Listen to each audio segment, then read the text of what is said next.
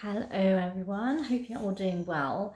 So today, in today's live, I'm going to be talking about my experience of Ayurveda. And just to put a disclaimer out there, I just want you to know that I am not an Ayurvedic practitioner or a coach, but I am a yoga teacher and I have been using Ayurveda in my life for probably maybe close to 15 years. And I'm kind of in and out of the practice, and I just want to share my experience with you and how it works so well alongside yoga. So just to let you know, Ayurveda is the sister subject to yoga, and Ayu means life and Veda means knowledge. And Ayurveda covers like the lifestyle side of things, including diet and diet as medicine, so food is medicine. And it also includes self-care practices. And what I really like about Ayurveda is its therapeutic approach to yoga. So if, for example, you have like an ailment in your body and you need to, work through it, and you want to work through it through Ayurveda and lifestyle practices, your Ayurvedic practitioner will also probably give you yoga poses, yoga breathing exercises that you can also do to help that element within your body. And then when you combine that with the Ayurveda, it's just really, really powerful. Rupi's joined in. Thanks, Rupi, for joining in. So I know you requested this, so I hope this is useful for you. And so what Ayurveda does, it takes into consideration your composition. So your composition is like, we are all made up of air, which is vata, fire, which is pitta, and kapha, which is so there's the three. But one or two of these compositions may be more dominant in your body than the other one. And what Ayurveda can do is help you to balance out your dosha, so your energy, the energy within your body. And you can learn about your dosha and you can understand it by actually going to an Ayurvedic practitioner. And that's what I would recommend doing. You can do, online, there's loads of like quizzes that you can do on finding out your dosha. And you might even naturally start to understand it more as you practice yoga. But I would definitely go and speak to a practitioner. And what I'm going to do is add some links of practitioners that I recommend. And that I've used as well. So in terms of my experience of Ayurveda, so first of all, I've just grown up and it's just naturally been part of my life. And I think, obviously I come from an Indian background and a Gujarati background. So a lot of the Gujarati food is very wholesome, and it just covers all the macronutrients. So you get your carbs, you get your proteins, you get your fats. It's very all round, and it also already kind of covers a lot of the Ayurvedic recipes that are often given out to people. So things like khichdi and mung soup and things like that are pretty much like a staple part of my diet, which I've grown up with. And then even things like oiling my hair, which is an Ayurvedic practice, and using oils. You can get medicated oils from your Ayurvedic practitioner that will be specific to your dosha. I do tongue scraping all the time. I chew fennel seeds after I've eaten a meal, and that helps digestion. So there's lots of little things that you can do for yourself in terms of the diet side of things and the self-care practices. And I've just grown up with that. But if you don't know, if you have no idea of how to begin or how to start with it, then again, I just say go and speak to a practitioner who's going to help you. And yes, it is an investment, but it is an investment into your health and well-being. And if you're already on this path and you're already practicing yoga, it's like an addition, and it runs parallel to your yoga practice, and it will really enhance your overall health and well-being. So again, like my experience, so my composition is vata pitta. So vata is quite airy. I'm kind of just naturally more in my head. I'll be thinking a lot. I can have lots of anxieties and worries, and I find it difficult to ground.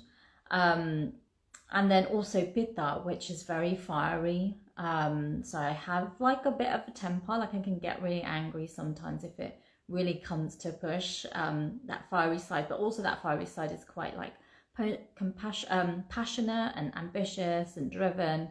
And also I think with the vata as well, like because I'm vata, it's very like I get things done, like I'm very quick and I move, I'm quite agile, I'm on the go and I can get things done. But in order to sort of balance out my dosha, I have to work with including lots of warm foods into my diet, like even in the summer, to be honest, as well, because that vata element, that airy element, can be really prevalent in my body. And I have noticed recently that my vata has been really off. So I've been doing a lot of oiling. So I definitely like really love abhyanga, which is oiling your body and doing a self massage. And using oils in my diet too, just to lubricate myself from the inside, because I just feel like I can dry out, like I can have dry skin. Just rubbing oil on my feet, which is really good and really grounding, especially if you use something like castor oil. It's really grounding. And again, that just helps to ground my energy, because I can find it sometimes a little bit difficult to ground my energy. And then also with vata, because again, it's that airy type, I want to, reach for those crunchy foods, those kind of lighter, just that when you feel like you have a bite that feels like it sustains me, but it's actually not. It's like what I want to go for because I'm naturally vata, but it's not great for my vata, because then it will cause an imbalance in my body. And again, like I said, it will create that like dry skin, that airiness in my body. My thoughts will start to whirl around, and I want to ground. So rather than reaching for those crunchy foods and things like that and snacks like that, I want to reach for more warmer foods and things that are sort of more grounding and wholesome. Things like khichdi, like as a meal, khichdi and things like that are good. As a snack, like what I've been trying to do more often now is, rather than having a snack, I'll have like, and I think in Ayurveda they call it like warm elixirs. So like a warm drink. And I've been using a lot of cacao recently. So I like to make a cacao drink with like oat milk. You can make it with normal milk if you drink milk. And maybe like a little bit of coconut sugar in there or something to sweeten it. And that really like feels really comforting and nice. In terms of like the bite of the crunch and stuff though, I feel like sometimes you want to have that crunch, maybe because it comes more from an emotional base, like maybe you're feeling anxious and you feel like you need to bite into something. So it's more than working on an emotional basis of like, why do you feel like you need that? And then also I think sometimes it's like that sugar craving that sometimes we all have. So then trying to avoid sugars, and as you start to reduce sugar within your diet, you crave it less as well. And I think also I try to avoid like fermented foods, because that will aggravate my pitta. So the pitta is the fiery side. So I avoid that. I try to tend to go for more cooling things. So like over the summer, I've been drinking like coconut water, just to cool myself down. I've also, because I use a lot of oils, like whether I'm cooking or like I said, like in self-massage, so during like the winter months, I'll use like sesame seed oil because it's very warming. But then during like the summer, hotter month, I'll use coconut oil because it's more cooling. So that's a little bit about like my dosha, which I hope it helps you to understand like how I try to implement it into my life, and how I try to implement Ayurveda into my life. And then also like my first initial experience of Ayurveda was when I was like, in terms of understanding what Ayurveda was when I was in my yoga class. And I think my yoga teacher said that try to avoid drinking cold drinks when you're eating, because we all have an agni, a fire in our body that helps, especially in our digestive system, which helps us to digest our food. So the fire, you need that fire in your tummy to help digest your food. And if you drink a cold drink, especially like a cold icy drink, you're putting out the fire, and that won't help you to digest your food. So your food will just sit in your belly, and then that can create things like bloating and things like that. So when I first heard that, I just thought, God, that makes so much sense. Like, why am I going to drink a cold drink? So now what I do and what they recommend is waiting like 20 minutes. So eat your food, wait 20 minutes, let your food digest. Try not to drink while you're eating. If you have to drink while you're eating, then drink a warm drink. So you could even drink like a herbal tea or room temperature water, or warm water is better. So I'd boil water and drink that. And then after 20 minutes, then drink a drink. Again, try to avoid the cold drinks, go for a warm drink. Like obviously I know in the summer you might want a cold drink, and that's fine, but in the winter months I definitely reach for like the warmer drinks. And then also I think like when I first got into it as well, it was things like understanding that your body speaks to you. So things like when your stomach rumbles, that is your body's way of communicating to you that it's hungry, and that's when you need to eat. So I feel like with Ayurveda, it's very much about listening to your body and understanding what does my body need right now. And also, I just don't want you to get me wrong in terms of like with Ayurveda, and it's an amazing practice and I absolutely love it. And I really feel like when I'm at home and I can really like put it into practice. When I'm socializing and I'm out and about, that's when I do find it perhaps a little bit more difficult. And especially like if you go and see an Ayurvedic practitioner, they might tell you to avoid certain foods and things like that. And then that might become difficult when you're out socializing. So I would just say, do the best that you can, like do as much as you can at home. I also know for myself that before I had kids, it was a lot easier. I could just focus on myself. After having kids, and when you're a mum, you are trying to, work with everybody's dietary requirements. So it can be really difficult to then instill like the Ayurvedic practices into your life at that point. But just do what you can, like the little things. Like so.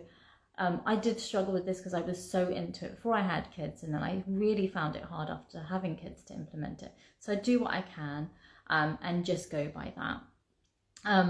And then I do take Ayurvedic herbs. So when you go and see your Ayurvedic practitioner, they will recommend herbs for you to take. And the herbs come in like tablet form. So they're fairly like easy to take. Some I think are powder form, but I think most of them nowadays are like in tablet form, so it's quite easy to take. I have to take it twice a day, but those are really good, and I find that actually when I don't take them, I do notice it in my body, and I just notice the difference within my body. And I also want you to be aware that like it is a form of medicine, but it's very natural. When we look at the diet side of things, it looks as food as medicine. So like I grew up, and I'm sure many of you will have grown up having like turmeric, when you're not feeling well, because that's going to help you, or ginger, or mixing the two together, ginger and turmeric with a bit of honey, a bit of salt, whatever, like into it, because that is like, it's a medicine for you. And that's the approach with Ayurveda. It is like a form of medicine, but a really natural way, and it just doesn't have any side effects as well. Like, so it's really great in that sense. Like I haven't seen any side effects in myself. So I just believe that it's really like a safe approach and a safe practice to do. And like I said before, like even with the herbs, it is a cost. Like you do have to spend money on it, but it is an investment for your health and well-being, not just now, but also later on in life. If you can really stay committed to it, I just feel like it will serve you later on in life too. So that's a little bit about my experience of it. And I was also speaking to Rajiv Raja, who is the founder of Swasthaveda, and he is an Ayurvedic practitioner, and he runs Ayurvedic consultations.